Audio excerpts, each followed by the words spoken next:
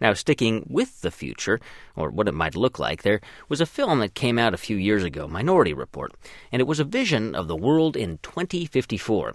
Except some of the technology that was showcased in the film is closer to reality than even the filmmakers might have imagined. Our producer, Phil Harrell, explains. Here at NPR, I scan a lot of websites.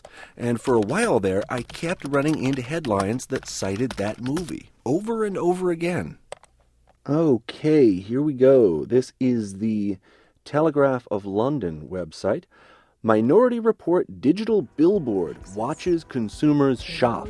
I remember that scene. Tom Cruise's character, John Anderton, is walking through the Washington, D.C. subway system, and he's moving past all these advertisements on the walls, moving pictures, and they call out to him. John Anderton, you can use a Guinness right about now.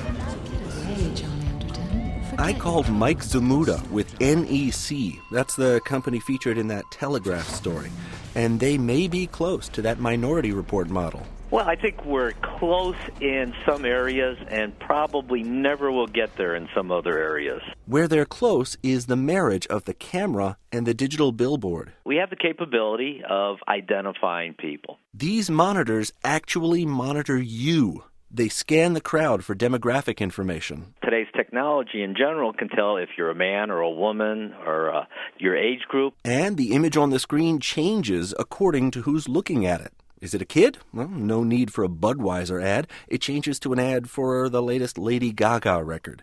But don't expect these ads to call out to you specifically the way they do with John Anderton. There's no easy way of being able to pull you out of a tremendous database and to hawk ads at you. The way the privacy issues are in the United States, thankfully, requires you to opt in. Back to the computer. Okay, here's another headline. Minority Report technology used by police to predict crimes. In the movie, 3 people capable of seeing into the future can send their premonitions to a computer system that provides images to the pre-crime investigators. We rarely see anything with premeditation anymore. People have gotten the message. And that's exactly how it happens in Memphis, Tennessee.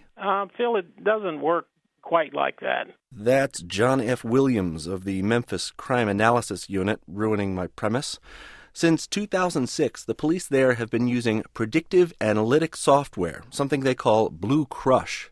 They compiled years of data about crime in their city, everything from addresses and ages to times of day and weather patterns at the times of the offenses. They plug it into the system, they plug it into our mapping software, and lo and behold, we were able to deploy our resources in that area at the specific times and locations in which the crimes were occurring.